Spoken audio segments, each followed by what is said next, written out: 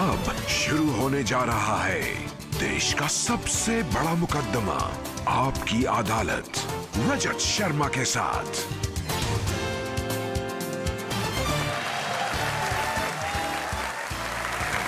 नमस्कार। Thank you.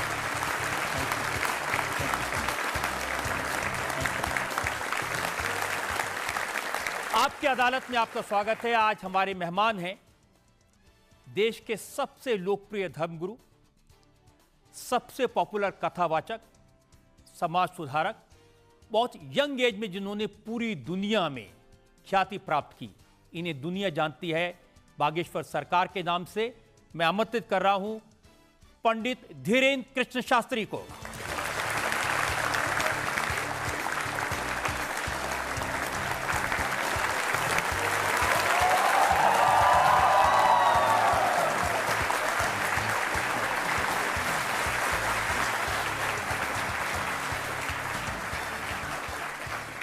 और आपकी अदालत में आज हमारे जज हैं जाने माने वकील अश्विनी उपाध्याय। ये पीआईएल के एक्सपर्ट हैं, 250 से ज्यादा पीआईएल फाइल कर चुके हैं। और आपकी अदालत के आज के जज अश्विनी उपाध्याय।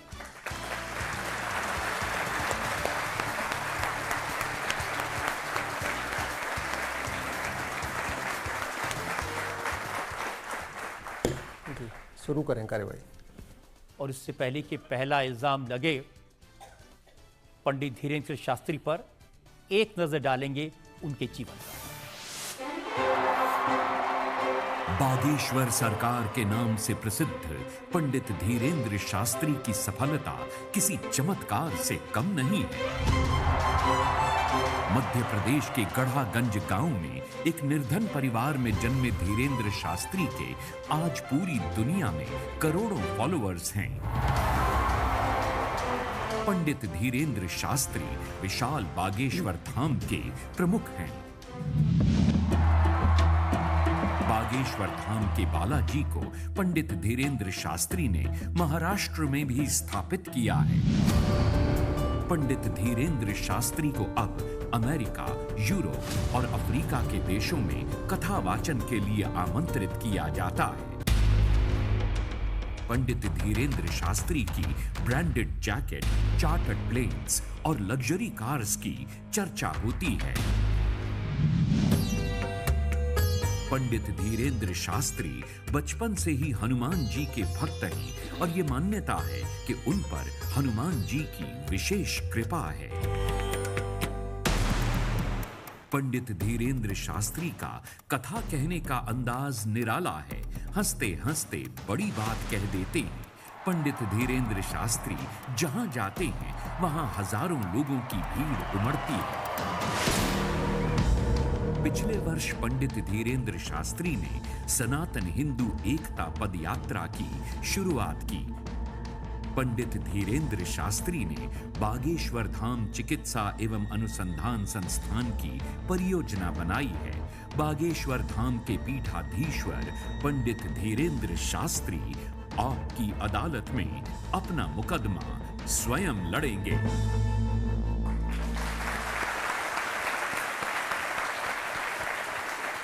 तो आइए शुरू करते हैं आज का मुकदमा। आपकी अदालत में पहला इल्जाम पंडित धीरेन्द्र कृष्ण शास्त्री पर। आपकी अदालत में बागेश्वर धाम के प्रमुख पंडित धीरेन्द्र शास्त्री पर इल्जाम है कि ये बहुत नटखट हैं। अब शास्त्री जी, जो कथावाचक होते हैं, प्रवचन देने वाले साधु संत होते हैं, आमतौर पर धीर गंभीर स्वभाव के होते हैं, लेकिन आप बड़े नटखट हैं, चंचल हैं, मस्ती करते रहते हैं और आपके जो भक्त हैं उनके साथ भी खूब मस्ती करते हैं। जिसकी मस्ती जिंदा है उसकी हस्ती जिंदा है, वरना जबरदस्ती जिंदा है। हमारे जीवन में हमें ना आसक्ति है ना अनासक्ति है, ना मोह है ना निर्मोह है, ना हम बैरागी हैं ना गृहस्थी हैं वर्तमान में। तो भगवान की कृपा से जैसा जीवन है, सबकी अपनी अपनी प्रवृत्तियां होती। स्वभाव में साधु में गंभीरता भी होनी चाहिए, चंचलता भी होनी चाहिए, पर जिंदगी को आनंद की तरह जीना चाहिए। इसलिए हम मस्ती के साथ जीते हैं, परवाह नहीं करते कि लोगों को क्या टेंशन है, क्योंकि हम टेंशन लेने नहीं आए, कुछ लोगों को देने आए। तो ये जो आपका चंचल स्वभाव है, ये जो मस्ती है, ये अभी एक्वायर किया है, बचपन से ही ऐसे हैं? जन्मजात, और शायद पिछले जन्म का याद नहीं है, लगभग ऐसे ही रहे होंगे। हम ऐसे ही हैं। उसके पीछे कारण है कि हमने अपनी ज़िंदगी में, हमारे गुरु से एक बात हमने सीखी। हमारे गुरु ने कहा था कि सीरियस देखना है तो अस्पतालों में जाओ। सीरियस लोग तो अस्पतालों में मिल जाते हैं। ज़िंदगी एक संघर्ष की कहानी है। ज़िंदगी एक ऐसी जुबानी है जिसको जीना है और खुलकर जीना है। ऐसे जीना है कि कोई हमारे जीवन को आए तो इतनी खुली किताब हो, कोई भी आकर के पढ़ जाए। तो जब बचपन में शरारत करते थे तो स्कूल से डांट भी पड़ती होगी? हमारे टीचर हमको बहुत प्यार करते थे बचपन से ही। हनुमान जी की कृपा, गुरु जी का आशीर्वाद, तो हमको बहुत, हमारे जो टीचर थे, और अद्भुत बात है, हम दुनिया के इतने विचित्र विद्यार्थी हुए कि जिन टीचर से हमने पढ़ा है उनको ही हमने सिद्धि पाने के बाद चेला बनाया। उनका पर्चा बना दिया आपने? उनका पर्चा बना दिया। पर्चा बनाया सो तो ठीक है, उनके अंदर वो भाव जगा। उन्होंने कहा कि वो बात अलग है कि आप हमारे विद्यार्थी रहे, पर हमारी इच्छा है कि आप हमको मंत्र दीक्षा दो। तो पहले हम यस सर करते थे, अब गुरु पूर्णिमा पे वो हमको जी गुरु जी करते। अब हम ये तो कह नहीं सकते कि आशीर्वाद चेला, तो हम कहते हैं अब आप तो आप ही हो। लेकिन मैं सुना कि बचपन में काफी अभावों से गुजरना पड़ा, मुश्किल का सामना करना पड़ा। हमारे मस्ती का एक ये भी कारण है, क्योंकि हमारा जीवन बहुत अभाव में गुजरा, जीवन बहुत विचित्र संघर्ष में गुजरा। आज भी संघर्ष है, और संघर्ष होना चाहिए। संघर्ष कोई बुरा नहीं है। जो मुस्कुरा रहा है निश्चित उसको दुखों ने पाला होगा। जिसके सितारे चमक रहे हैं जरूर उसके जीवन में बहुत अंधेरा रहा होगा, तब आज उजाला होगा। हमने अपनी ज़िंदगी में जो भी बचपन काल गुजारा, बहुत विचित्र तरीके से गुजारा। तो कभी कभी कोशिश करते हैं कि वो बचपना ना आए बाहर, पर कोशिश करने के बाद भी वो रुकता नहीं है, वो बचपना बाहर निकल आता है। तो जीवन ऐसा था कि भोजन की भी व्यवस्था नहीं, वस्त्र की भी व्यवस्था नहीं, एक ही कपड़े में 2-2 साल रहना पड़ता था। भोजन के लिए भी गांव में घर घर जाना पड़ता था, तब कहीं चावल मिलता था, कहीं आटा मिलता था, उससे फिर माँ भोजन बनाती थी। हमसे छोटी एक बहन, हमारा भाई भी था। तो हम बड़े थे घर में, पिताजी हमारे कुछ करते नहीं थे, आज भी नहीं करते। तो गांव घर घर जा कर के जो परिस्थितियाँ झेली, मुसीबतें, हमें कहानी आज भी याद है कि हमारे गाँव में एक हमारे पड़ोसी को ट्रैक्टर आया, तो उन्होंने हमको 1 रुपया पर दिन के हिसाब से इस बात के लिए रखा कि आप हमारे हावर्स गिनो, खेती के लिए जब ट्रैक्टर जाए तो कितने घंटे ट्रैक्टर चला है, तो आप घंटे गिनो, कौन से खेत में कितने घंटे चला है। पढ़ने लिखने में थोड़े से ठीक ठाक थे, तो वही लिखाई करते, शाम को आते तो 1 का सिक्का मिलता था। उस वक्त पार्ले जी छोटा वाला आता था, फिर वो खरीद के लाते थे। 2 बिस्कुट बहन ले लेती थी, 1 बिस्कुट भाई ले लेता था, उसको खा लेते थे, दिन निकाल लेते थे। तो मेला बगल में खजुराहो है हमारे यहाँ, मेला लगता था, मेला में नहीं जा पाते थे, तो माँ से कहते थे बाकी बच्चे पपीरा लाए हैं, कोई डमरू लाए हैं, हमको भी जाना है, तो कोई उधार देता नहीं था, ले जाता नहीं था।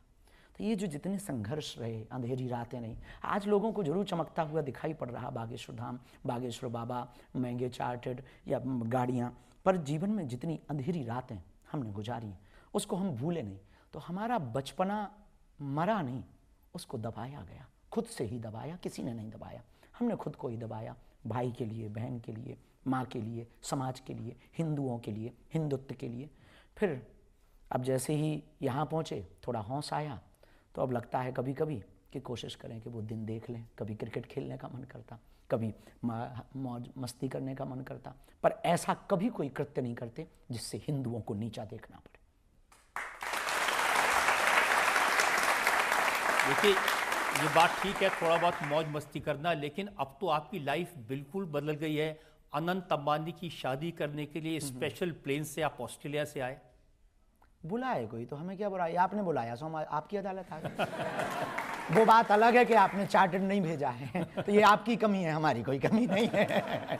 हमको तो कोई बुलाए, हम तो साधु हैं। वो बहुत प्रिय हैं, वो बहुत प्यारे। उन्होंने जो कार्य किया अभूतपूर्व किया, अपनी विवाह परंपरा को, मांगलिक काज को, उत्सव को महोत्सव बनाया और सनातन संस्कृति के साथ मनाया। इस देश में अमीर बहुत हैं, पर ऐसी अमीरी होनी चाहिए जिसमें साधु भी हो, देश का नेता भी हो, देश का अभिनेता भी हो, पर संत भी हो, महंत भी हो, आदर भी हो, सत्कार भी हो, त्योहार भी हो, उत्सव भी हो। हमें ये बात उनकी जची है। और हमारे बहुत प्रिय भी हैं। उन्होंने कहा कि आपको आना है, और उन्होंने फ़ोन लगाया कि हम तब तक दूल्हा नहीं बनेंगे जब तक दादा कहते, तो जब तक आप आओगे नहीं। हम कहा हम ऑस्ट्रेलिया में हैं, हमारी कथा है, कथा छूट जाएगी तो दक्षिणा भी नहीं मिलेगी, बड़ी आफत हो जाएगी। तो उन्होंने कहा कि आप टेंशन न लो, आपकी कथा पे हम भेजेंगे। तो हम चौंक गए, हमने कहा कैसे भेजेंगे? उन्होंने फिर बड़ी वाली चीड़ गाड़ी भेज दी। हमने हवाई जहाज़ का नया नाम रखा चील गाड़ी।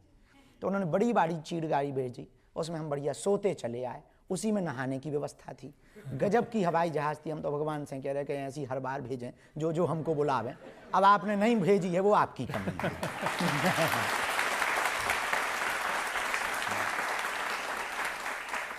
और रोल्स रॉयस भी भेजी उन्होंने एयरपोर्ट से लेने के लिए? वो दूसरी बार में वो बनतारा गए थे, तो बनतारा में वहाँ पर एक छोटा सा क्रम था, अनुष्ठानिक क्रम था, तो वहाँ गए थे। तो वहाँ पर हमने नाम सुन रखा था रोल्स रॉय पे, पर बैठे नहीं। पर सच बताएं, जितने भी है अपने बाप की कुछ भी नहीं मिलती है थोड़ी देर के मिली है मेहमान। जैसे ज़िंदगी में पूरी दुनिया मेहमान है, आती है चली जाती है, यहाँ कोई मालिक नहीं है, सब मेहमान ज़िंदगी में। ऐसे ही हम भी मेहमान ही हैं। वो बुलाते हैं, कुर्सी पे गुरुजी इस पे बैठ लो। लोगों की प्रसन्नता जिसमें होती है, इनकी प्रसन्नता के लिए कि इनको अगर खुशी मिल रही है, उनको इसमें खुशी मिलती है, हमको ऐसे बैठाने में। उनने देखी होगी हमारी कहानी, प्रेम बहुत करते हैं। तो हमने कहा कोई बात नहीं, अब आपने कहा तो उन्होंने रोल्स रॉय भेज दी। हमने उस पर भी बैठ के मज़ा ले लिया, उल्टा गेट खुलता है।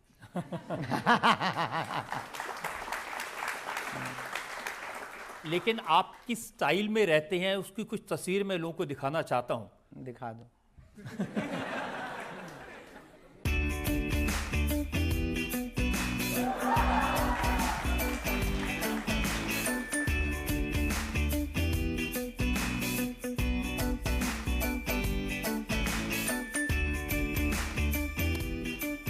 तो आपका चश्मा, आपकी जैकेट, सब कुछ ब्रांडेड है, बड़ी चर्चा होती है इसकी। नहीं, एक ही है, बाकी तो बहुत लो क्वालिटी के हैं। 60-60 रुपया वाले भी हैं, 20 वाले।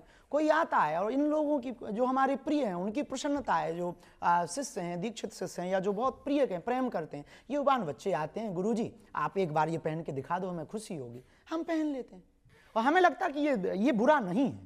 इसलिए बुरा नहीं कि हमने ना तो कभी संन्यास लिया, ना हम साधु हैं।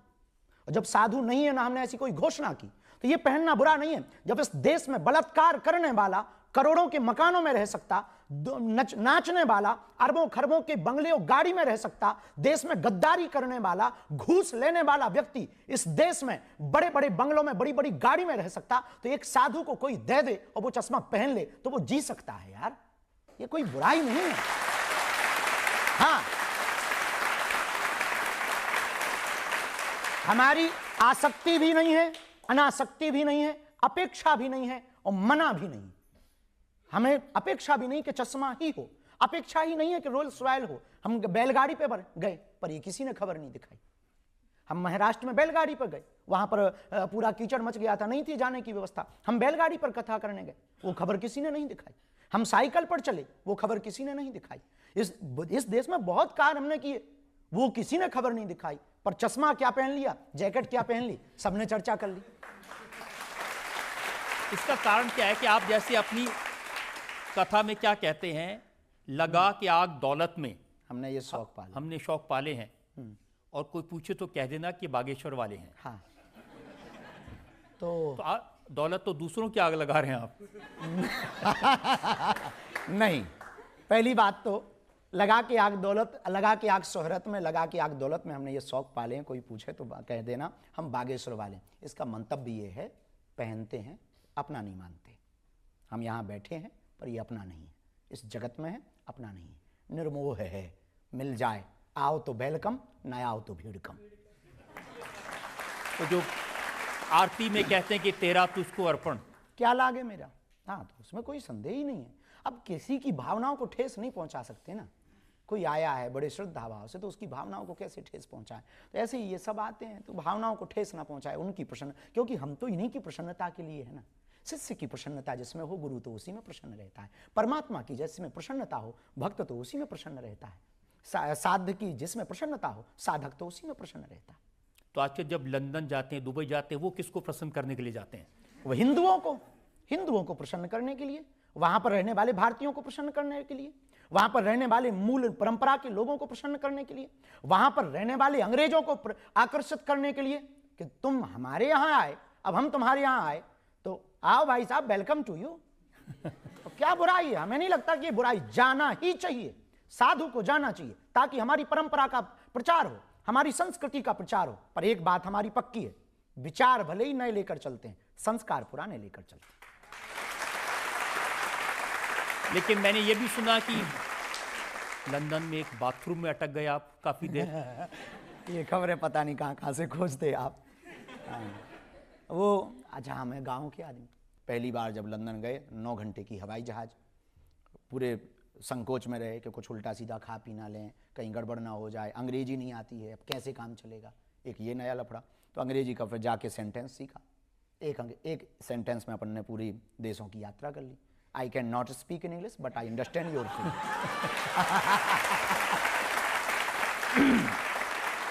अब जैसे ही हम लंदन उतरे तो हिथ्रो से एक जगह है बेम्बली, तो बेम्बली में चेला जजमान लेने आए, फूल माला चढ़ाई, हमने आशीर्वाद दिया, तो घर लेवा गए, बोले महाराज ये घर है। तो हमने देखा, पहली बार लंदन गए, पहली बार विदेश गए, प्रथम यात्रा थी हमारी विदेश की, तो हमने मकान देखा, तो हमने लकड़ी का मकान अच्छा लगा, सुंदर बढ़िया, नीचे कारपेट बिछा, मोटा गद्दा, हमका बहुत अच्छा घर है। ठंडी थी, अब हमने सोचा स्नान ध्यान कर लें फिर भोजन पाएँ। तो जैसे ही कपड़े उतार करके अंदर गए, बड़ा झंझट, और वहाँ पे कहीं नल की टोंटी ही नहीं। अब हम बड़े टेंशन में, अब कपड़ा भी उतार लिए, कैसे रहें, तो तौलिया भर लपेटे, हम कहा वैसे कैसे अब नागा बाबा बन के बाहर निकले। तो बाल्टी नहीं और मग नहीं, और हम देसी आदमी, विदेशी, वहाँ तो सिर्फ टिश्यू पेपर थे। अब और लफड़ा फंस गया। अच्छा टोंटी हो तो काम चला लें कि भीतर भीतर कौन देखने वाला है, लेकिन फिर वो लफड़ा के कहीं पे वो पानी निकलने वाला नहीं। अब टेंशन में लगभग 30 मिनट दिमाग लगाते रहे कि कहाँ फंस गए। हमें लगा कि जजमान का मकान पूरा नहीं बना, आध बने में ही घुसा दिया।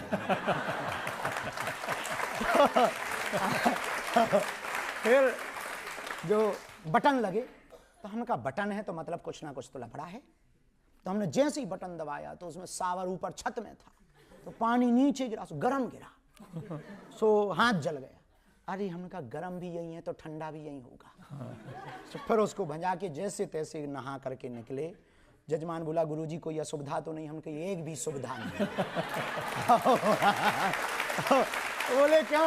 अरे हम कहा मकान तो तुम्हारा करोड़ों का है, 60 रुपया की बाल्टी और 20 रुपया का नल फिट नहीं करवा पाए तो उसने फिर उसके दूसरे दिन पर देसी व्यवस्था भी अपनी, और उसके बाद में फिर हम जहाँ भी जाते हैं तो पानी की बोतल जो प्लास्टिक वाली है वो ले जाते हैं, और बाथरूम जैसे ही जाते तो वो काट करके रख लेते हैं, अपना काम चलता है। तो पिज्जा खाने को मिला तो भी आप शॉक्ड हो गए थे? हाँ वो पिज्जा, आज आपके पास सब खबर है। पिज्जा वहाँ कथा हुई तो यजमान जी और जो सब लड़के बहुत अच्छे मिल गए, हिल जुल गए, और भाव प्रभाव देख करके, कथा देख करके, दरबार देख करके हमने बढ़िया हनुमान जी का नाम लेके 2-3 दिन में जहाँ हनुमान जी ने पूंछ घुमाई तो कुछ अंग्रेज भी चेला बन गए, वहाँ के लोग भी फिर समझ गए हाँ ठीक है बाबा बहुत अच्छा है। तो गाड़ियाँ ले करके एक दिन बोले गुरुजी चलो लंदन घुमाते हैं, कुछ दिखाते हैं। तो एक वहाँ के महाराज जी भी थे वो भी गए, त्यागी जी भी थे वो भी गए। तो गए तो बोले आपको हम पिज्ज़ा खिलाते हैं। हमने तो कभी खाया नहीं था। तो हम जैसे ही उतरे तो उस पर लिखा था पिज्जा हट। तो हमने कहा कि इसमें तो लिखा है हट। उन्होंने कहा हट का, बोले हट का मतलब मकान होता है। और हमने जब गोरी मेमन को देखा वो पिज्जा ऐसे प्लेट में धरे हो खाएं, लंबी सी, वो भाई वो सफ़ेद सफ़ेद हमने देखा। तो हमने जब उस पे पिज्जा पे डली हुई देखी, हमने कहा ऐसा लग रहा है जैसे छोटे बच्चे ने जुकाम कर दिया है।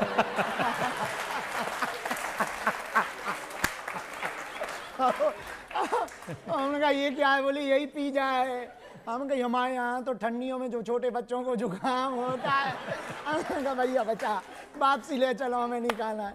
भगवान की कृपा से आज तक अन्न का तिरस्कार नहीं है। हे अन्न भगवान क्षमा करना हमको।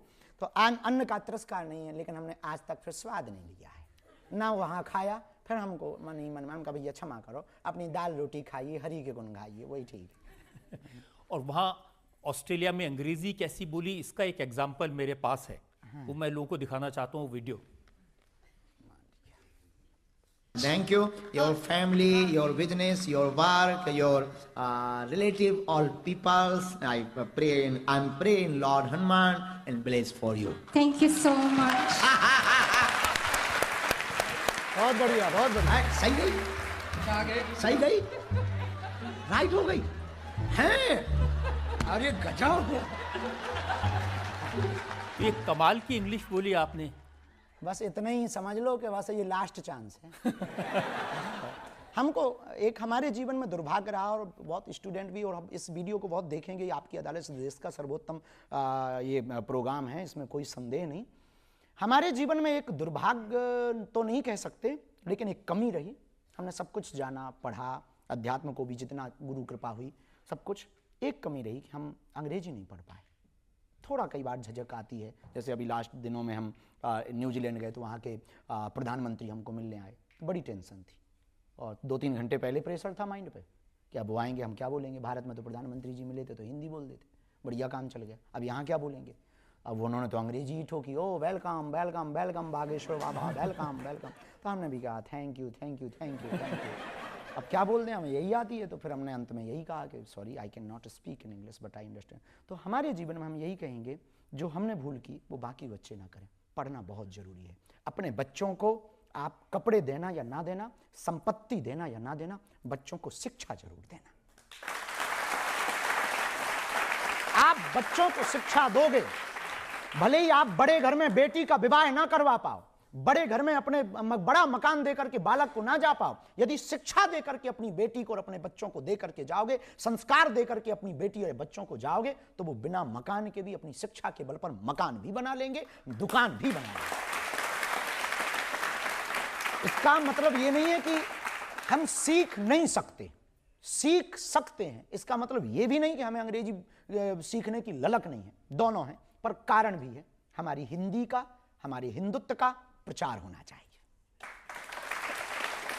मैं तो ये भी सुना कि मॉरिशस में जब आप गए थे तो प्रेसिडेंट से मिलने गए, वहां भी अंग्रेजी की दिक्कत थी, तो आपने उनका पर्चा निकाल दिया। हाँ, वहाँ के मॉरिशस में जब वहाँ के प्रधानमंत्री और राष्ट्रपति दोनों को मिले थे, तो पहले तो ऐसे ही गए थे, फिर मन में मूड आया कि अपन को तो मिलना है। तो एक चेला थे, उन्होंने कहा कि गुरुजी आप आशीर्वाद दो, अच्छा रहेगा। हम तो फ्री है, ले चलो। पर वही दिमाग में था कि कैसे होगा। भगवान से प्रार्थना की, हनुमान जी से निवेदन किया कि अब आप कृपा करो, लाज रखो। तो गुरु महाराज से प्रार्थना की, प्रणाम किया, उन्होंने अद्भुत लाज रख दी। तो पहले तो 15 मिनट का टाइम उनके पीए ने बताया कि आपको 15 मिनट दिए गए, 15 मिनट, और आप संवाद करके जो भी विषय भारत की तरफ से, संस्कृति की तरफ से रखना हो आप रख दीजिए। हमने अपनी बात रखने के लिए जैसे ही पहुँचे तो उन्होंने पूछा, ट्रांसलेटर बीच में था, कि ये पूछते क्या है। अपन ने पहले ही पर्चा बना के रख लिया, क्योंकि अपन हाथ होते पर बढ़िया सब इज्जत सम्मान चाहिए। तो हमने कहा मिले 15 मिनट, इतने में हलवा होगा। 15 मिनट में तो हमें यही समझ में आएगा कि बोल क्या रहे हैं, फिर हम क्या बोलेंगे। हमारी इंजन ही गर्म 1-1.5 घंटा में होता है। तो फिर हमने हनुमान जी का नाम लिया, अपने गुरु भगवान का, उन्होंने लाज रख दी सन्यासी बाबा ने। 2-4 बातें अपन ने संकेत में हिंट ली, और वो बहुत अद्भुत सटीक गई। तो जो ट्रांसलेटर था, हमने उससे कहा कि कह दो ऐसा ऐसा लफड़ा है और ऐसा ऐसा है। वो पर्चा बताने योग्य नहीं। जहाँ इतना बताया, सोई वो अंग्रेजी में ही सबसे बोला सिक्योरिटी से, गो गो गो गो। और दरवाजा बंद करके ट्रांसलेटर, हम वो तीनों 1.5 घंटे तक बैठे रहे। बढ़िया चाय पिलाई उन्होंने 2-2 बार, बढ़िया पानी। हमने मनी मन बब्बाजू से कहा जय बजरंग बली। जो ट्रांसलेटर था वो बड़ा खुश हुआ, बोले हमको पहली बार पता लगा हमारे साहब के इतने राज है। तो बहुत आनंद हुआ। ऐसी हनुमान जी ने। बजरंग बली दुबई में भी मिले? हाँ हाँ, मस्कट गए, ओमान गए, वहाँ भी मिले, दुबई में भी मिले। और दुबई में वहाँ के एक कल्चरल मिनिस्टर हैं शेख नयान, हम उनको भी मिले। हाँ, भारत में है दिक्कत। भारत में लगता है कि हम मुसलमानों के विरोधी हैं, बल्कि जहाँ रियल वाले मुसलमान रहते हैं वो तो सब रेड कारपेट बिछा के हमारा स्वागत करते हैं। हाँ, क्योंकि हम आदमी बहुत अच्छे हैं। तब आप पढ़ने के लिए ऑक्सफोर्ड जाना चाहते हैं, पीएचडी करना चाहते हैं? सही खबर है। हमारा उद्देश्य है कि जीवन विद्यार्थी में ही रहना चाहिए, पढ़ते ही रहना चाहिए। और जो काम हम कर रहे हैं उस कार्य में हनुमान जी की कृपा और गुरु का प्रसाद तो है ही है। आने वाले दिनों में सब युवाओं को भी कहेंगे, किसी भी उम्र में पढ़ाई की जा सकती है। तो किस विषय पर पीएचडी करेंगे आप? पीएचडी हमारा उद्देश्य है कि कैम्ब्रिज या ऑक्सफोर्ड यूनिवर्सिटी में हो, और भूतों पर। ये सुनकर के आप बहुत हंसेंगे। एक विषय अभी शुरू हुआ है ऑक्सफोर्ड यूनिवर्सिटी में भी, कैम्ब्रिज में भी और अमेरिका की भी बहुत सी यूनिवर्सिटियों में एक विषय हुआ पैरानॉर्मल। पैरानॉर्मल नाम का एक सब्जेक्ट स्टार्ट हुआ है। पैरानॉर्मल मीन्स अदृश्य शक्तियां, भूतों के बारे में जानना। हमारा काम ही है भूत भगाना। इस देश में बहुत से लोग हमारे ऊपर उंगली उठाते हैं, इस देश में हमारे ऊपर बहुत से लोग लांछन लगाते हैं कि हम अंधविश्वास फैलाते हैं, और खास करके महाराष्ट्र में अंधश्रद्धा निर्मूलन समिति के कुछ सदस्यों ने हमारे ऊपर उंगली उठाई थी। तो उसी दिन हमने विचार कर लिया था, इसका हम प्रमाण पत्र भी लेकर के आएंगे और ये तथ्य के साथ में हम कार्य करेंगे। अभी गुरु के द्वारा ज्ञान से ये कर रहे हैं, फिर विज्ञान को जोड़ करके पीएचडी करके पैरानॉर्मल पर काम करके लोगों की नकारात्मकता को दूर करेंगे।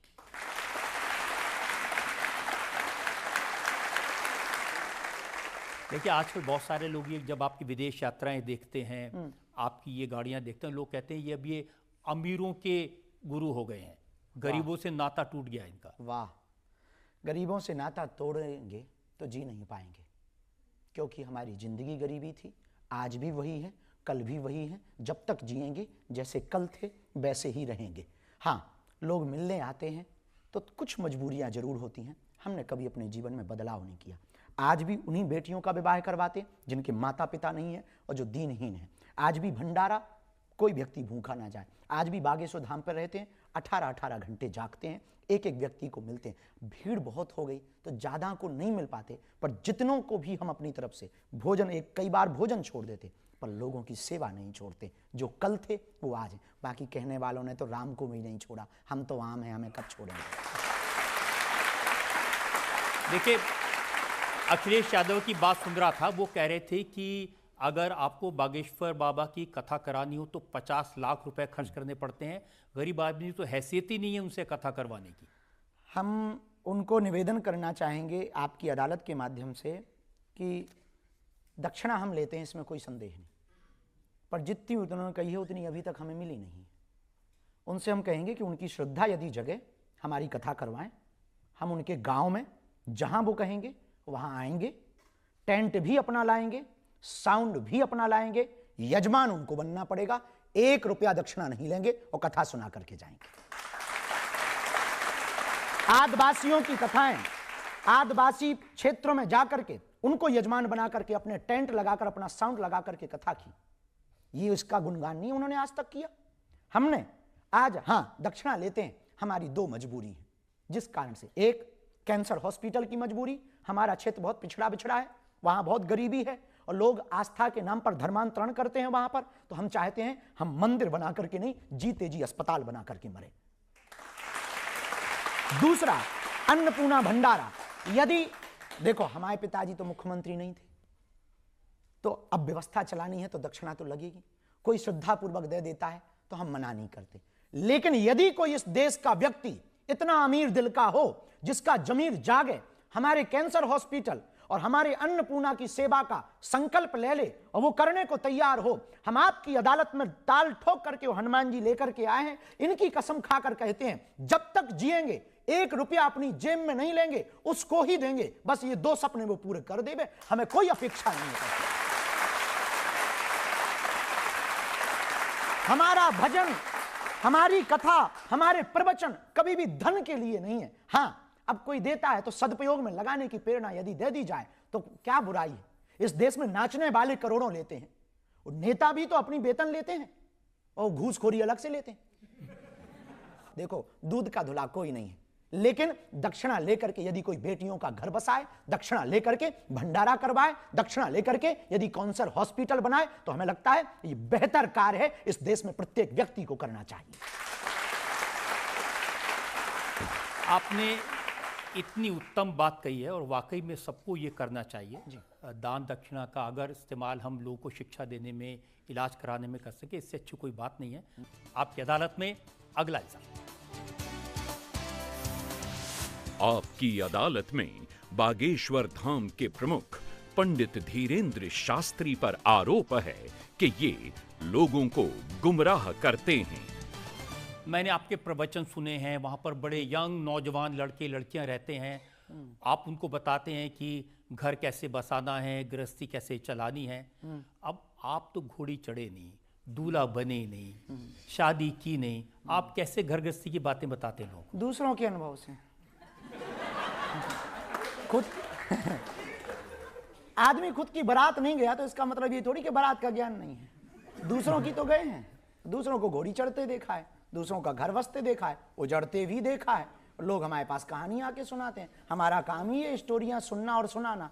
हम सुनते हैं उनकी कहानी, उनके दुख दर्द पर को सुनते हैं, मलहम लगाते हैं, कहीं थोड़ा सा अपनी तरफ से उनको ऊर्जा भी देते हैं, आशीर्वाद भी देते हैं। जब हमने उनकी हालत देख लिया तो फिर हम उन्हीं के आधार पर, अनुभव के आधार पर, जरूरी थोड़ी कि दारू पी करके ही पता किया जाए कि चढ़ती कैसी है।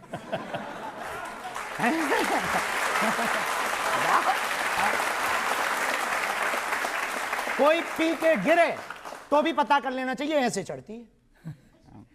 मैं देखा कि ऑनलाइन पर किसी ने शादी कर ली, उसको आपने सलाह दी कि अब आगे क्या करना है? हाँ, वो एक लफड़ा हुआ कि एक यजमान जी के घर पे हम गए थे, तो वो बड़े भारत के बहुत नामचीन हैं और उनके यहाँ रुके, तो ऊपर की मंजिल में रुके थे। तो उन्होंने कहा सुबह सुबह कि हम आपकी आज्ञा हो तो पंडित जी आए तो हम एक विवाह संपन्न करा के आते हैं।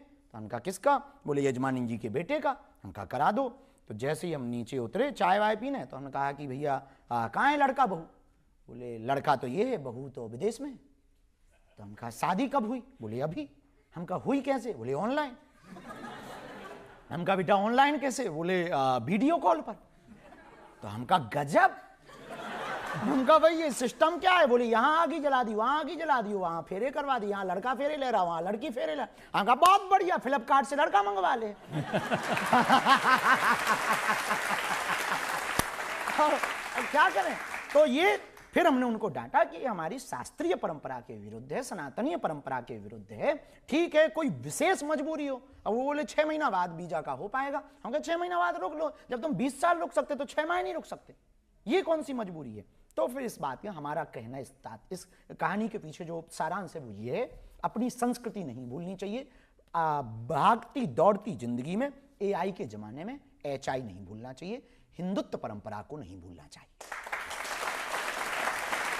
अब आपकी ऐसी बातें सुनते हैं ना तो फिर लड़कियां कहती हैं आप बहुत क्यूट हैं।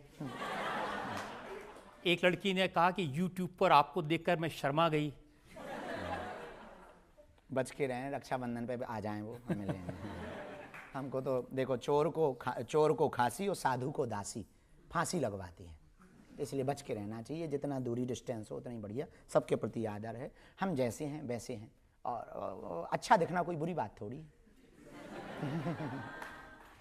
एक लड़की ने शेर लिखा कि तू है तो दिल धड़कता है, तू है तो मेरी आस चलती है।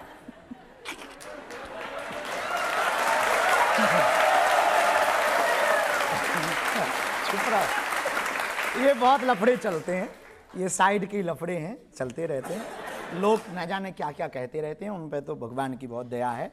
और भगवान की दया है कि भगवान बचाए हैं और बचाए रखें, हमारी ऐसी बुद्धि रखें कि हमारे कारण, हनुमान जी से यही प्रार्थना है, सन्यासी बाबा से, हमारे कारण हिंदुओं को नीचा ना देखना पड़े, ऐसी हमारी बुद्धि भगवान बनाए रखें। लेकिन आप भी तो कहते हैं ना कि इन आंखों को आदत हो गई तुम्हारी।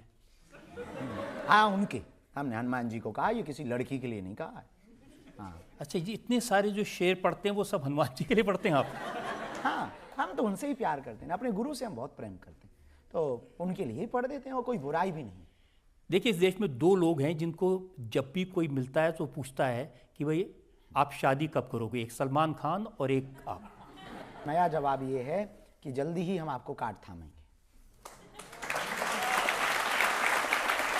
कार्ड ही देंगे।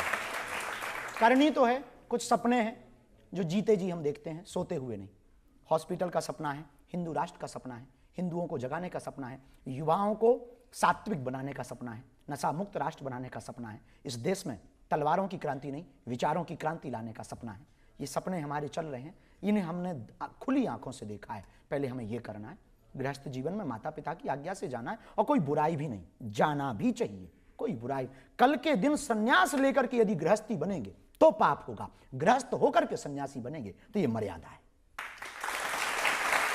अब शादी तो करनी पड़ेगी क्योंकि नरेंद्र मोदी ने आपकी पर्ची निकाल दी शादी की। जी, प्रधानमंत्री जी ने, बहुत सरल है, अद्भुत है। हम उनसे जो हम मिले, अभूतपूर्व है, और अद्भुत उनका और अप्रज्ञा है, मेधा है, भारत के भविष्य को समझने की बहुत अद्भुत भगवत कृपा है। और हम, ये हमारे नहीं, सबके प्रधानमंत्री, इस देश के प्रधानमंत्री हैं, तो आपके भी प्रधानमंत्री हैं। ये गौरव की बात है कि हम लोगों ने ऐसा प्रधानमंत्री पाया है जो देश की गति की प्रगति उस गति के साथ पहुंचा रहे हैं, बुलेट ट्रेन की तरह। अब ये तो कमाल आपने किया ना कि राष्ट्रपति भी और प्रधानमंत्री भी दोनों बागेश्वर धाम आ गए, जिनके पहले वीडियो चलते थे फर्जी। ये भगवान की कृपा है, बालाजी की। ये हमारा प्रभाव नहीं, ये हनुमान जी का प्रभाव है, उस भूमि का प्रभाव है, गड़ाग्राम की भूमि का प्रभाव, बुंदेलखंड का प्रभाव है, बागेश्वर हनुमान जी का प्रभाव है, और प्रधानमंत्री जी का भविष्य के प्रति एक बड़ा विजनरी जो है, उसके कारण ये सब संपन्न हो पाया है। और उसी के कारण ये सब हो पाया है कि बालाजी ने कृपा की। छोटे से गांव में 3 दिन के अंदर 23 फरवरी को प्रधानमंत्री जी आए कैंसर हॉस्पिटल के भूमि पूजन के लिए। 26 फरवरी को राष्ट्रपति, महामहिम राष्ट्रपति महोदया पहुंची बेटियों के विवाह के लिए। तो जो पुण्य के कार्य, जो सेवा के कार्य चल रहे हैं, तो उन कार्यों में बालाजी के दर्शन करने उनके प्रभाव से पहुंचे, हमारे नहीं। मुझे ध्यान है पिछली बार जब आपकी अदालत में आप आए थे तो मैंने आपको कहा था कि मोदी जी के फर्जी वीडियो चल रहे हैं बागेश्वर धाम आने के। अब रियल हो गए, लोग चला देते हैं, कुछ भी डाल देते हैं। हम तो बहुत परेशान हैं इन सब से। रोज तो हमारी शादी करवा देते हैं, और रोज कहीं सांप बना देते हैं, कहीं बंदर भेज देते हैं, कहीं कुछ कर देते हैं। हम तो इतने पक गए, और हर बार हमारी लड़की बदल देते हैं, और इतने पक गए। कहीं कह देते हैं लो बाबा को पुलिस ने पकड़ लिया, कहीं कह देते हैं लो बाबा ने ऐसा कर दिया, अब कहीं कह देते हैं बाबा लो विदेश में फंस गया, अब बुरे फंसे बागेश्वर बाबा। ऐसे बना के हमें यही समझ में नहीं आता, हम फंसे काहे में। तो ये AI से बनते हैं सारे। हाँ, AI से प्लांटेड लोग हैं, लगे हैं व्यू पाने के चक्कर में, और कुछ विदेशी ताकतें लगी हुई हैं जो लगातार हिंदुत्व जो सनातनी परंपरा चल रही, उसको डैमेज करने के लिए, छवि को खराब करने के लिए। इससे लेकिन हमें कोई फर्क नहीं पड़ता है। वो अपना काम कर रहे हैं, हाथी चले बाजार, कुत्ते भौंके हजार। जनता से सवाल ले सकते हैं। मेरा आपसे ये प्रश्न है, पूरे देश का आपसे ये प्रश्न है कि आप कब शादी करेंगे और आपको क्या क्या क्वालिटीज एक लड़की में चाहिए। सब प्लीज बताइए, सब बहुत एक्साइटेड है। कार या बस खरीदनी हो तो क्वालिटी देखें, और विवाह एक संबंध है, और संबंध में क्वालिटी तो नहीं, संस्कार चाहिए हमें। क्वालिटी नहीं हम देखते, संस्कार देखते हैं। हमको पत्नी या वाइफ नहीं, अर्धांगिनी चाहिए, जो हमारी परंपराओं को लेके चले, हमारे माता पिता की सेवा करे। हम जो अपने माँ बाप की सेवा नहीं कर पाए वो करे, हमारे परंपराओं को लेकर के चले, हमारी साधना भजन मार्ग में बाधक नहीं साधक बने। और दूसरी बात, रिश्तों को चलाने के लिए क्वालिटी की बात नहीं होनी चाहिए। आज इस देश में जितने भी तलाक हो रहे हैं, उसके पीछे यदि हमसे कोई पूछे एक धर्म गुरु के नाते, तो सबसे बड़ा कारण विवाह में विच्छेदन का सबसे बड़ा कारण है कि आजकल लोग सुंदरता ज्यादा देखते हैं, समझदारी कम देखते हैं। किसी ने मुझे कहा कि बागेश्वर सरकार हनुमान जी के भक्त हैं, जब तक हनुमान जी की भक्ति करेंगे शादी नहीं होगी, कृष्ण की भक्ति करेंगे तो जल्दी हो जाएगी। भगवान की कृपा से 7 नवंबर से 16 नवंबर हम पद यात्रा करने जा रहे हैं दिल्ली से वृंदावन।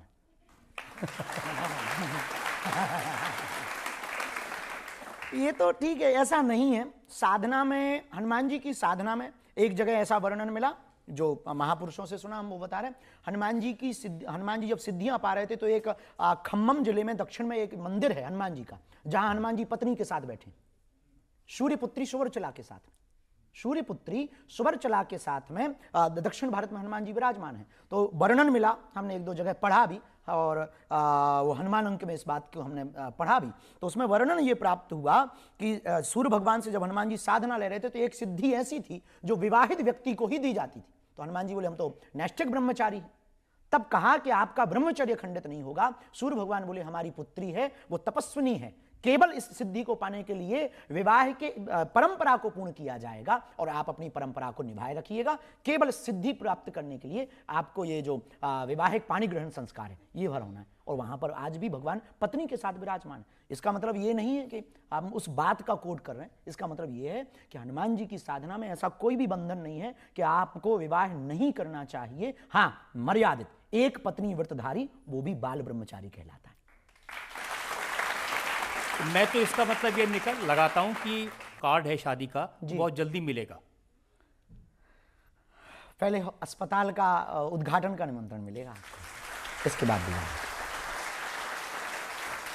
आप जो इतने आड़े तिरछे कपड़े पहनते हैं, इतने रंगीन कपड़े पहनते हैं, तो आपका फैशन डिजाइनर कौन है?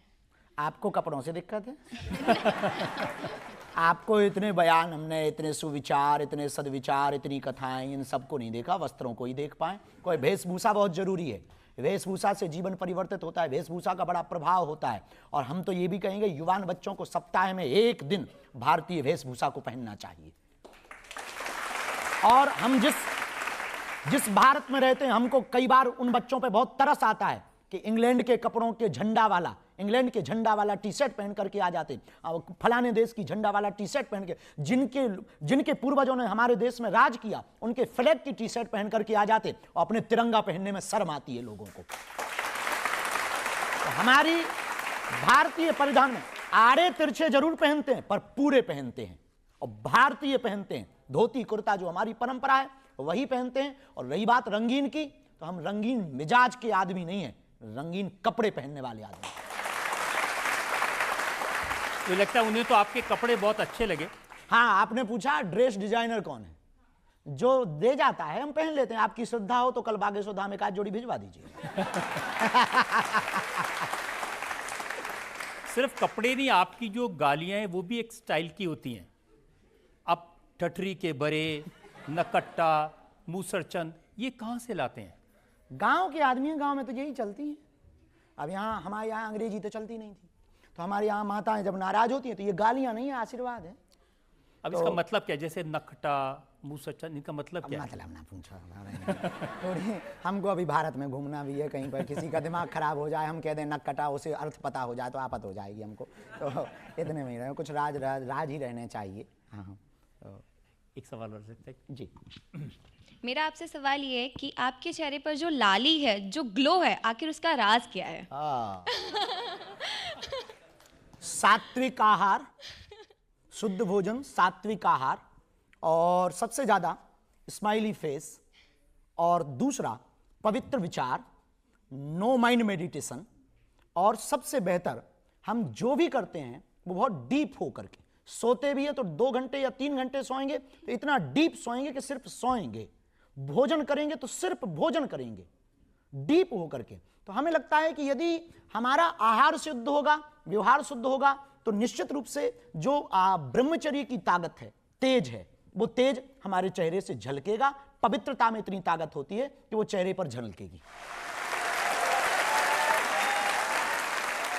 हाल ही में आपकी माँ राष्ट्रपति द्रौपदी मुर्मू जी से मिली थी, अब बातचीत हुई उन दोनों के बीच, कुछ बताया उन्होंने आपको कि क्या बातचीत हुई? नहीं, हम वहीं थे और बड़ी अद्भुत हुई। अच्छा, हम लोग गांव के लोग हैं और सीधे साधे, हमारी माँ भी बहुत सीधी है, पढ़ी लिखी नहीं है, पर माँ तो माँ होती है, कैसी भी हो माँ तो माँ होती है। तो बहुत साधारण है और उन्होंने बहुत संघर्ष झेला।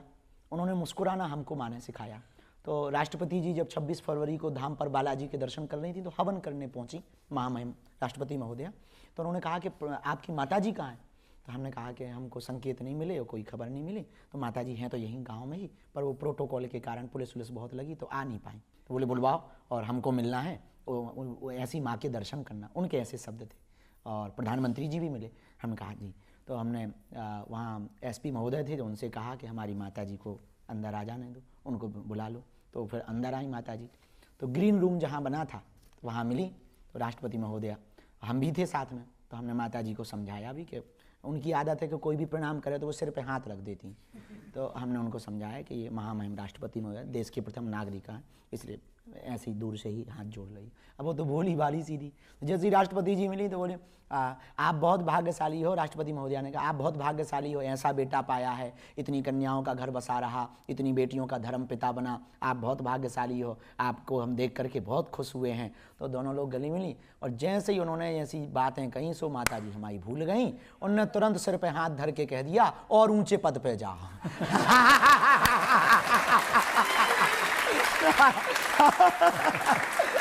भैया हमने हाथ पकड़ो, हमका जो देश की प्रथम नागरिक है और इससे बड़ा ऊंचा पद कुछ नहीं होता है। अब माता आशीर्वाद रहने दो, रहने दो। ऐसी वो सीधी शादी है। तो वो अभूतपूर्व क्षण था, उससे हमको ये लगा कि ठीक है, वो तो अब उनको इतना अनुभव नहीं है तो वो बात अलग है कुछ, लेकिन उन्होंने भी, राष्ट्रपति महोदया भी इतनी सरल, इतनी विनम्र, उन्होंने उसको गलत नहीं लिया और वो हंसने लगी और उनको लिए साड़ी लेकर आई, फिर उन्होंने साड़ी भी दी। बोले बहुत अच्छा हो गया। आपकी अदालत में अगला इल्जाम।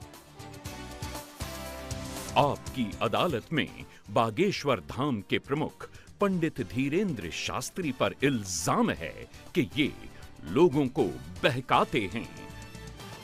देखिए, जब आप पर्ची निकालते हैं, लोगों का भविष्य बताते हैं, आगे पीछे का सब बता देते हैं, तो लोग इसे चमत्कार समझते हैं और आपको भगवान का अवतार समझते हैं। हमने कभी घोषणा नहीं की है कि हम भगवान के अवतार हैं। हमने कभी अपने आप को ये नहीं कहा कि आप हमारी पूजा करो और आप सुनकर के चौंकेंगे और आपकी अदालत में हम कहना भी चाहेंगे। हमारे अनुयायी, हमको मानने वाले लोग यदि हमारी पूजा करते हैं तो हमको बहुत बुरा लगता है। हम हनुमान जी की पूजा कराने के लिए आए हैं, खुद की पूजा कराने के लिए नहीं आए। दूसरी बात, हम भविष्य नहीं बताते। भविष्य कौन, ब्रह्म के अलावा कोई नहीं बता सकता। भविष्य कैसे अच्छा बना सकते हैं ये बात जरूर बताते। हमारे जो गुरु परंपरा से इंट्यूशन मिलते, संकेत मिलते, वो बात हम, जैसे ग्रह नक्षत्र की एक परंपरा है, एस्ट्रोलॉजी है, ज्योतिष विधा है, जो ग्रह नक्षत्र तारे, आज नासा आया, इसरो आज आया, आज खगोलीय गणित आई, उसके पहले ग्रह नक्षत्रों के बारे में हमारी ज्योतिष परंपरा ने बता दिया था। वो जो बोल देते कि आज ग्रहण होगा तो उस दिन ग्रहण होता था, कहते थे इतने मिनट पे होगा, उतने मिनट पर ग्रहण होता था। आज जरूर विज्ञान आ गया, लेकिन यही एक हमारे पास भी गुरु विधा है, हमारे गुरु ने हमको दी।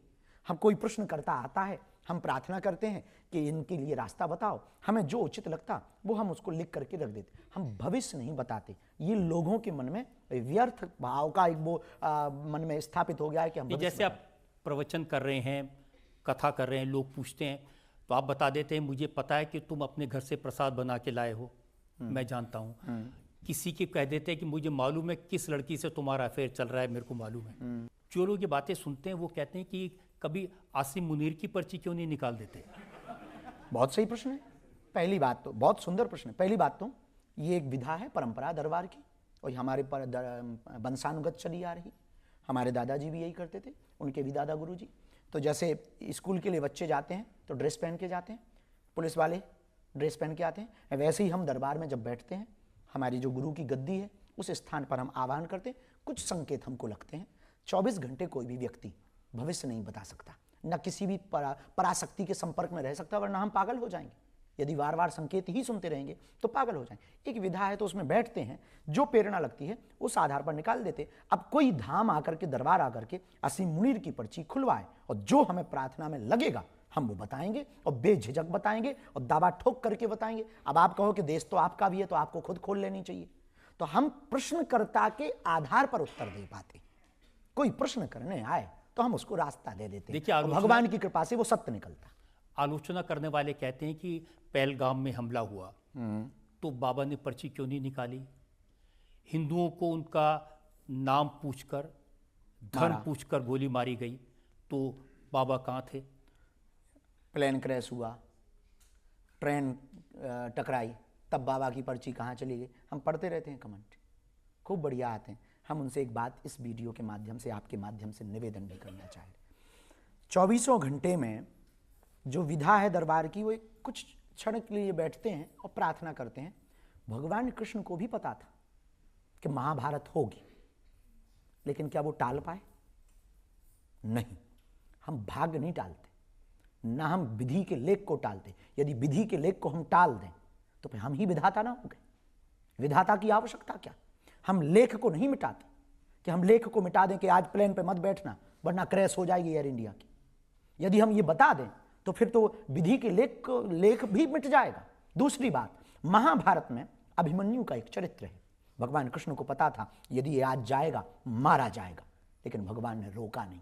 क्यों? क्योंकि विधि का लेख था। भगवान राम को पता था कि हम यदि 14 वर्ष वनवास के लिए जाएंगे तो हमारे पिताजी प्राण छोड़ देंगे, लेकिन भगवान रुके नहीं। क्यों? क्योंकि विधि के लेख को नहीं मिटाया जा सकता। उसी प्रकार हम विधाता नहीं है, हम भी आपकी ही तरह हैं। हाँ, गुरु परंपरा से जो आशीर्वाद मिला है, उस आशीर्वाद पर लोगों को अंधेरे में रास्ता देने का एक दीपक जलाने का काम करते हैं। हम भविष्य नहीं बताते, भविष्य बनाने के लिए जागृत करते हैं। हम भविष्य वक्ता नहीं है, हम भविष्य बनाने की चर्चा करते हैं। हाँ, प्रेरणा जो लगती ग्रह नक्षत्र के हिसाब से, गुरु परंपरा, सन्यासी बाबा की हमारी परंपरा, उस आधार पर जो प्रेरणा लगती उसके बारे में हम रख देते कि भाई ऐसा ऐसा हो सकता, ऐसा ऐसा है, इसको आप ऐसा ऐसा कर लीजिए। लेकिन हम टाल नहीं सकते हैं क्योंकि हम विधाता नहीं। मैं भविष्य बताने के लिए नहीं कह रहा, मैं कह रहा हूँ कम से कम ये बता दीजिए कि पाकिस्तान ने न्यूक्लियर बम कहाँ कहाँ छुपा के रखे हैं। क्या कह दें, भगवान से प्रार्थना करेंगे कि ये भी अर्जी लग जाए। आपने ऑपरेशन सिंदूर के बारे में बहुत सारी बातें कही हैं। आपको लगता है कि न्याय हो गया या अभी बाकी है? हम चुप हैं, शांत हैं, लेकिन छेड़ेंगे तो छोड़ेंगे नहीं। अब ये पुराना भारत नहीं है, ये नवयुग का भारत है, 2025 का भारत है। और मुनीर को और पाकिस्तान को ये बात समझ लेनी चाहिए कि यदि आप अब छेड़ोगे तो छोड़ा नहीं जाएगा। अभी 9 ठिकानों को, कल 99 ठिकानों को उड़ाया जाएगा। दूसरी बात, एक कवि ने बहुत अच्छी बात कही थी और आप सबके और हमारे सबके काम की है कि कभी यदि पाकिस्तान से हमारा संवाद कराया जाए और पाकिस्तान की आवाम को हमारे सामने बैठाया जाए या वहां के प्रधानमंत्री को, तब हम उससे एक बात जरूर कहेंगे, चलो युद्ध हो जाए। लेकिन इस बार का युद्ध गोली बारूद या मिसाइलों से नहीं, अपने अपने देश की गरीबी मिटाने का युद्ध हो जाए। हम बुद्ध के देश के हैं, हम राम के देश के हैं, कृष्ण के देश के हैं, बुद्ध के देश के हैं। युद्ध पर भरोसा नहीं करते हैं, लेकिन आप छेड़ोगे तो छोड़ेंगे भी नहीं। आपने छेड़ा है, धर्म पूछ करके मारा है, हमने घर में घुस करके मारा है, और अब आप छेड़ोगे तो पियो के तो लेंगे ही। ये तो ऑपरेशन सिंदूर था, अभी मेहंदी रस्म बाकी है, हल्दी बाकी है। और मुनीर साहब को जरूर आप ये वीडियो भिजवाइए, हल्दी बाकी है। और मुनीर साहब यदि विदाई हो गई शादी के बाद तो पाकिस्तान के लाहौर पर अपना तिरंगा लहराएगा।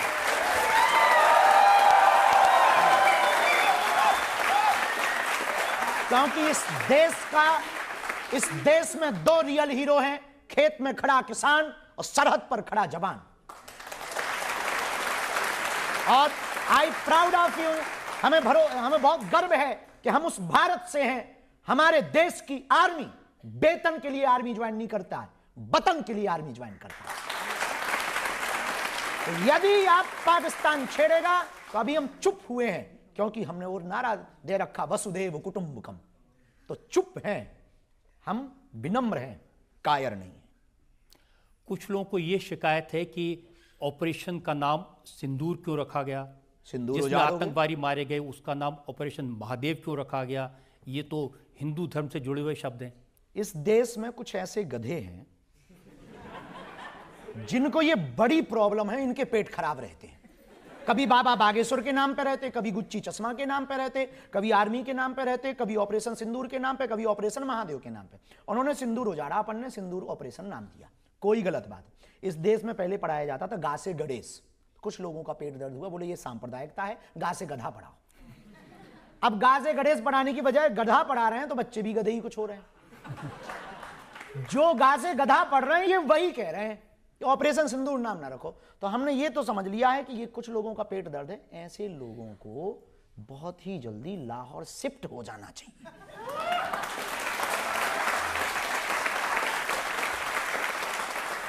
सवाल और ले सकते हैं। आपसे मेरा सवाल ये होगा कि हिंदू बेटियों को, हिंदू बहनों को कई बार लव ट्रायंगल में फंसा के शादी कर ली जाती है और शादी के बाद पता लगता है लड़का मुसलमान है, तो उसे कैसे रोका जा सकता है? पहली बात तो हम एक प्रार्थना करना चाहेंगे कि प्रेम कर माना कि मोहब्बत बुरी नहीं है, पर माँ बाप से ज्यादा जरूरी नहीं है।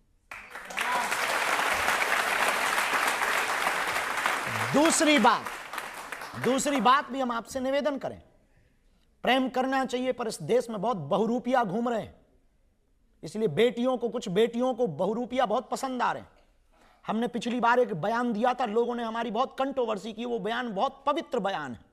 हम किसी भी मजहब के विरोधी नहीं हैं, हम रसखान के भी दोहा गाते हैं, और देश की बात आती है तो अब्दुल कलाम को भी सलूट करते हैं। लेकिन लव जिहाद, लैंड जिहाद, मूत्र जिहाद, थूक जिहाद, इसके खिलाफ हैं। हम इसलिए लोगों की टारगेट में हैं क्योंकि हम मुंह पर बोलते हैं और सत्य बोलते हैं। इसलिए बेटियों से हम प्रार्थना करेंगे, हमारे तन में तो जब तक प्राण रहेगा तब तक हम अपनी आदत नहीं छोड़ेंगे। हिंदुत्व और हिंदुस्तान के लिए जिएंगे, पर बेटियों को प्रार्थना करेंगे, बेटियों तू लक्ष्मी बन, तू दुर्गा बन, तू काली बन, पर हिंदू बेटियों कभी ना बुर्के बाली बन।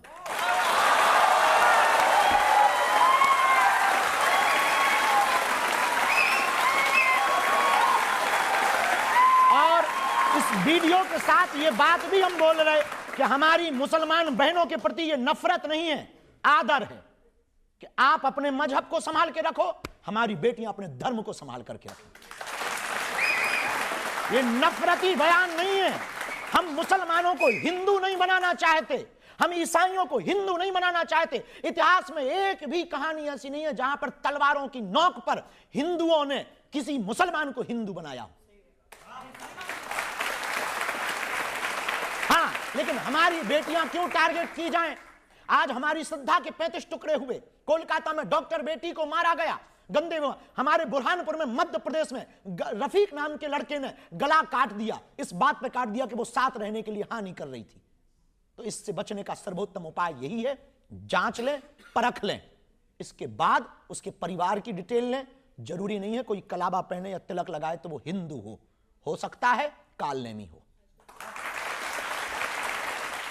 लेकिन शास्त्री जी, बहुत सारे हिंदू मुसलमान लड़के लड़कियां होंगे जिनमें जेन्युइन मोहब्बत होगी, जिनमें जेन्युइन स्नेह होगा, प्यार होगा, उस पर तो कोई आपत्ति नहीं। कोई झूठ बोले तो समझ आती है बात। ये जो प्रश्न उन्होंने किया वो लव जिहाद पे किया। लव जिहाद इस देश का एक प्रायोजित एक अभियान है। मुसलमानों से हमारी नफरत नहीं, बहुत दोस्ती। और पूरे वर्ल्ड में हम मुसलमानों के पास बैठते हैं और बात करते हैं और इस्लाम धर्म को समझते हैं, हमें कोई दिक्कत नहीं। इस्लाम मजहब को हम समझते हैं, हमें कोई दिक्कत ही नहीं है मुसलमानों से। क्या, और यदि दिक्कत होती तो अभी हम पाकिस्तान के एक उनको मिले, उन्होंने कहा कि हम नाम नहीं बदल पाए, तो क्या हमें नाम बदलना जरूरी है? लंदन में जो आरिफ से आप मिले थे, आरिफ साहब मिले, मोहम्मद आरिफ साहब लंदन की पार्लियामेंट के कार्यक्रम में हमें मिले। बोले हम नाम नहीं बदल पा रहे हैं, बच्चों को दिक्कत आएगी, कागजों में दिक्कत आएगी, तो क्या हम हिंदू नहीं हो सकते हैं? हमने कहा भाई साहब, नाम बदलने की आवश्यकता ही नहीं है। इंजन बदल गया, चेसिस भले ही पुराना रहे, नो प्रॉब्लम। हाँ, हमें नाम से नहीं काम से मतलब है, क्योंकि हम विचारों वाले आदमी हैं, सदविचार वाले आदमी हैं, वसुदेव कुटुंबकम वाले आदमी हैं। हम इस देश को आजाद कराने में मुसलमानों का भी सहयोग है, ईसाइयों का भी सहयोग है। लेकिन इंप्रेशन ये मिलता है कि जैसे आप मुसलमानों के खिलाफ हैं और नफरत फैलाते हैं, उनके बारे में आप बहुत कुछ उल्टा सीधा। बिल्कुल भी नहीं उल्टा सीधा, ये प्रायोजित प्रोपोगंडा बनाया गया। मुसलमानों के ही कुछ लोगों ने हमको अपना दुश्मन माना है। सच ये है, जितना हम उनका हित चाहते किसी का नहीं चाहते, हम मुसलमानों का हित चाहते। तुम कायदे में रहो तो फायदे में रहो। हम मुसलमानों का हित चाहते कि इस देश में हिंदू मुसलमान बंद हो।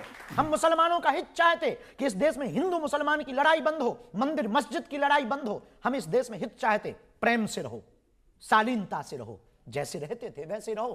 पर हाँ, आतंकवाद के खिलाफ हैं, हाँ, लव जिहाद के खिलाफ हैं, लैंड जिहाद के खिलाफ हैं, मूत्र जिहाद के खिलाफ हैं। चाहे वो मुसलमान हो, चाहे वो हिंदू हो, चाहे वो ईसाई हो, कोई भी हो, हम गजवाए हिंद के खिलाफ।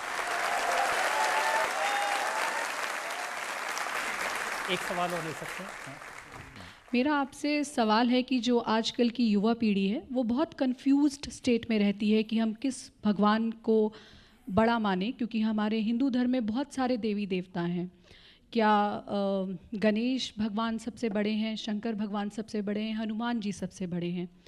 तो ऐसी युवा पीढ़ी को आप क्या संदेश देना चाहेंगे? बहन जी, एक दुकान में एक आदमी गहना खरीदने गया, तो उसने गोल्ड की रिंग भी खरीदी, ब्रेसलेट भी गोल्ड का खरीदा, मंगलसूत्र भी गोल्ड का खरीदा और अंगूठी भी गोल्ड की खरीदी। और चारों उस दुकानदार ने रखी, तो उसने क्वेश्चन किया, बड़ा सोना कौन सा है?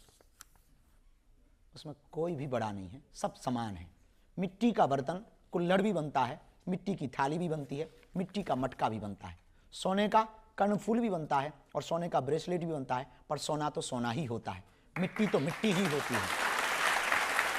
वैसे ही आप चाहे कृष्ण की पूजा करो, भगवान राम की पूजा करो, श्री राधा रानी जी की पूजा करो, या फिर आप हनुमान जी की पूजा करो या शिव की पूजा करो, बरगद की किसी भी टहनी पर चढ़ना प्रारंभ कर दो, पहुंचोगे तो बरगद पर ही। ऐसे ही किसी भी परमात्मा को पकड़ लो, पहुंचोगे परमात्मा।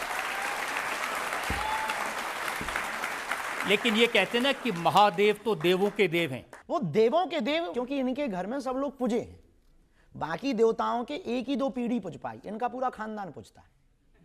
शंकर जी का, महादेव का पूछो कैसे। अब शंकर जी पूज रहे स्वयं, इनकी धर्मपत्नी पार्वती माता पूज ही रही।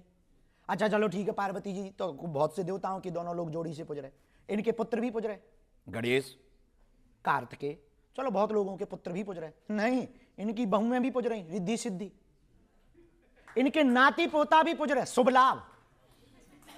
इसलिए बाकी सब देव हैं, ये महादेव हैं। आपकी अदालत में अगला हिस्सा। आपकी अदालत में बागेश्वर धाम के प्रमुख पंडित धीरेंद्र शास्त्री पर आरोप है कि ये सबको डराते हैं। बहुत सारे लोगों का आरोप है, आप कहते हैं कि भारत बटा, हिंदू घटा, हिंदू डर गया, हिंदू को डराया जा रहा है। कौन डरा रहा है? हम डराते हैं या जगाते हैं? हम हिंदुओं को बचाना चाहते। 6 राज्यों में अल्पसंख्यक हो गए हिंदू, बेटियों को काटा जा रहा, चुप है हिंदू। हिंदुओं पर अत्याचार लगातार हो रहा है, रामचरितमानस को जला रहा है, वो भी हिंदू है, लेकिन अहित हिंदू का हो रहा। हमें अपने ही देश में, अपने ही राम के राज्य में, अपने ही राष्ट्र में राम की लड़ाई के लिए 500 साल लड़ना पड़ा, और आप कह रहे हैं कि हम हिंदुओं को डरा रहे हैं। 22% था पाकिस्तान में हिंदू, 2% बचा। Mauritius, Suriname, Fiji, Indonesia, Cambodia, Bhutan, लगातार हिंदू घट रहा। आपके भारत में ही पश्चिम बंगाल में पलायन पर मजबूर है हिंदू, और सब चुप हैं। आपके भारत में ही मेघालय, त्रिपुरा, असम, मणिपुर 96 से जल रहा है। 96 से हिंदुओं की हालत बदतर है। और गांव में आप देख लीजिए, हमारे मध्य प्रदेश, छत्तीसगढ़, उत्तर प्रदेश के गांव जहां पर ट्राइबल एरिया है, वहां पर हिंदुओं का धर्मांतरण हो रहा, हिंदू घट रहा है। और हम कह रहे हैं कि हम हिंदुओं को नाम पर डराते हैं। डरा नहीं रहे, हम जगा रहे हैं। देश में सबको रहने का अधिकार है, पर धर्मांतरण का अधिकार संविधान में नहीं लिखा है। धर्मांतरण एक सबसे बड़ा इस देश में स्कैम है। छांगुर नाम के बाबा का नाम सुना आप ही लोगों ने न्यूज सुनाई, दिखाई हमें, वो क्या है? वो बचा रहा था हिंदुओं को। वो हिंदुओं को हालत क्या कर रहा था? एक छांगुर बाबा आया, 4000 हिंदुओं को मुसलमान बना गया। और हम हिंदू को बचा लें तो हम इस देश में द्रोही होते, हम इस देश में धमकी देने वाले हो जाते, हम इस देश में दंगा फैलाने वाले हो जाते। हम पर आरोप लगाए जाते हैं कि बाबा अमीर है, हम पर आरोप लगाए जाते हैं कि बाबा ऐसा है, हम पर आरोप लगाए जाते हैं बाबा ऐसा है, बाबा तो फलानी पार्टी का है, हम पर आरोप लगाए जाते हैं, धमकियां दी जाती हैं, परिवार नहीं हमारा निकल पाता। आप कहते हैं हम डराते हैं? हमारे घर पर 3 बार हमले हुए, खुद पर जीवन में 6 बार हमले हुए, कितनी FIR हुई हमारे नाम पर, और आप कहते हैं हम हिंदुओं को डरा रहे हैं। इतना सह करके भी हमने मुस्कुराहट नहीं छोड़ी, इतना सह करके भी हमने लड़ना नहीं छोड़ा, इतने आरोप लगने के बाद भी अपना काम नहीं छोड़ा।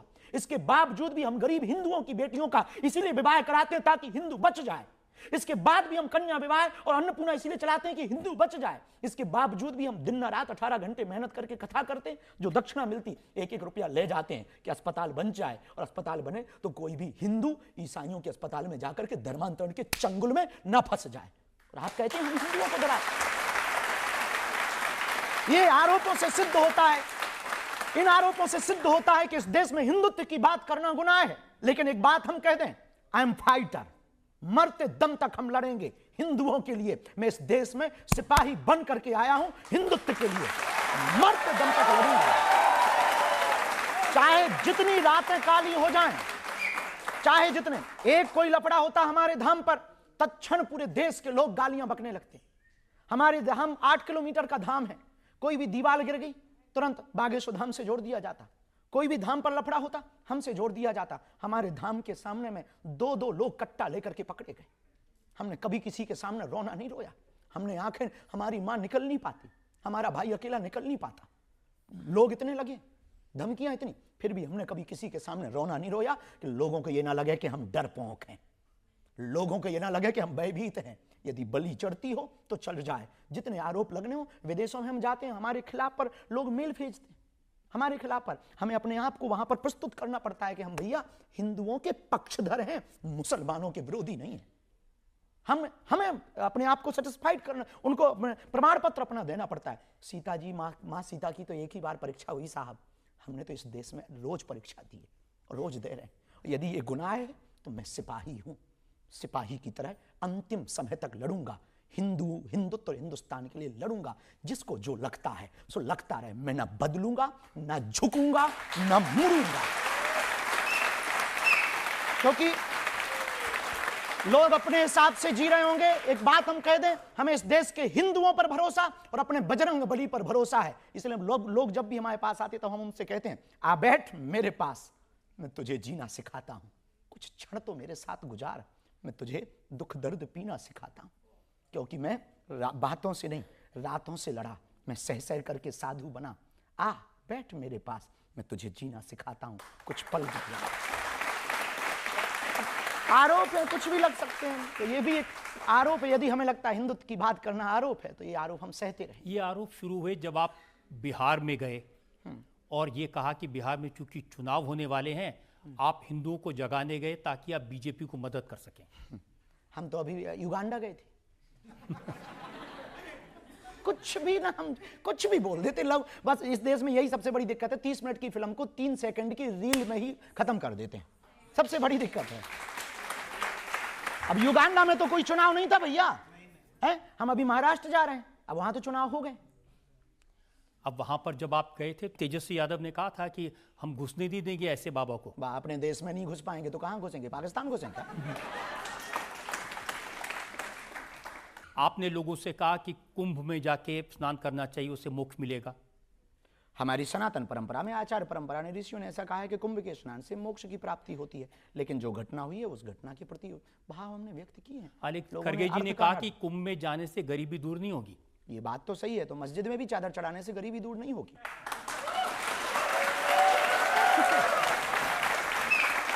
चर्च में भी कैंडल जलाने से गरीबी दूर नहीं होगी। पार्टियों में भी झंडा लगाने से, बैनर टांगने से देश की गरीबी दूर नहीं होगी। और पार्टियों में भी नेताओं पर 5-5 लाख का भत्ता खर्च करने से देश की गरीबी दूर नहीं होगी।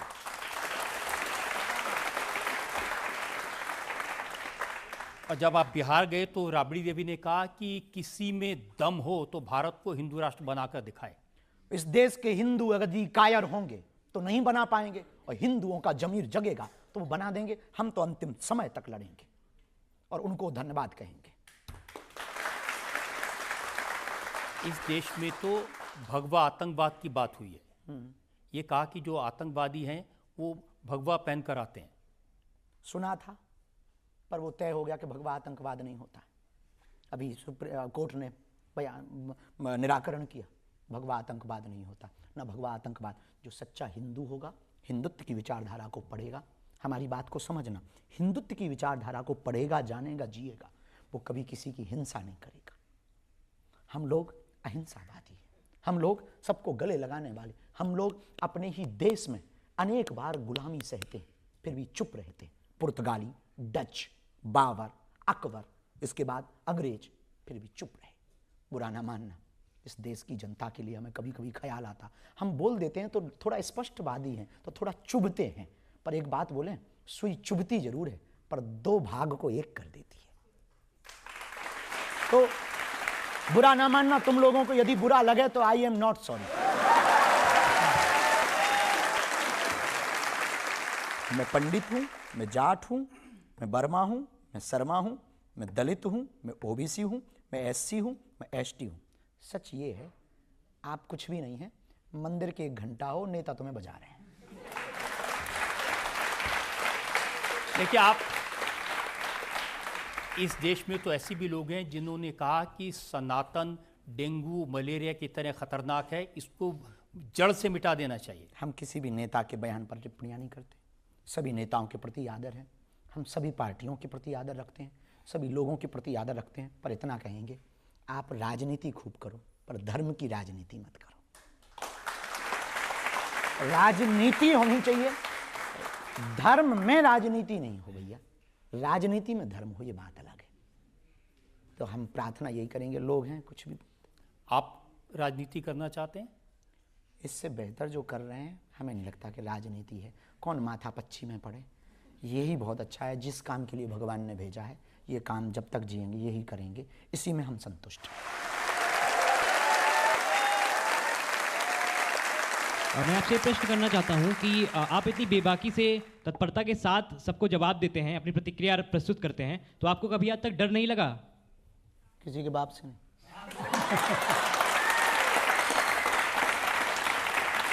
पूछो क्यों, पूछो क्यों? बार बार मरना नहीं है, एक बार बचना नहीं। पूछो क्यों, पूछो क्यों? देश यदि लूटेगा, बर्बाद होगा, जब कभी पूछा जाएगा कि देश लूट रहा था तब तुम क्या कर रहे थे, तो हम बेबाकी के साथ कह रहे थे कि हम तो लड़ रहे थे, बाकी कायर निकले। और लास्ट पूछो क्यों? हमें तुम्हारे जैसे नौजवानों पर भरोसा है। इस देश के हिंदुओं पर भरोसा है, इस देश के कानून पर भरोसा है, इस देश के संविधान पर भरोसा है, और अपने बजरंग बली पर हमें भरोसा है। आपने हर तरह के सवालों का बड़ी बेबाकी से जवाब दिया है और आपकी जो वाकपटुता है उसको तो सब कायल हैं, और ये हाजिर जवाबी वाकई में काबिल तारीफ है। आपकी अदालत में आज हमने मुकदमा चलाया आचार्य धीरेन्द्र कृष्ण शास्त्री पर।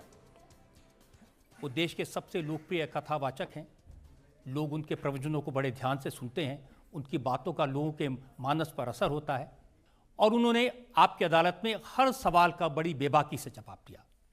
अब वक्त है आज के जज अश्विनी उपाध्याय के फैसले का।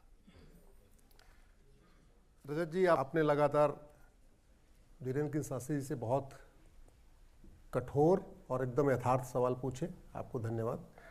और धीरेन्द्र कृष्ण शास्त्री जी का मैं लगातार पर्चा बना ही रहा था। शास्त्री जी ने सारी बातें अपने फैक्ट्स के आधार पर रखी।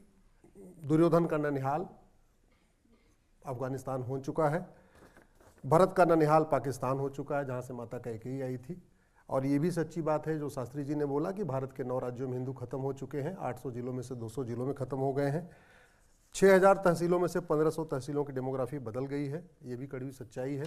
बॉर्डर के 300 तहसीलों की डेमोग्राफी बदल गई, ये भी कड़वी सच्चाई है, और इसका बड़ा कारण है धर्मांतरण, घुसपैठ, लफ्ज़ जिहाद। तो आपने बहुत सभी सवालों का फैक्ट के साथ जवाब दिया, इसलिए अदालत आपको इस पूरे से बरी करती है।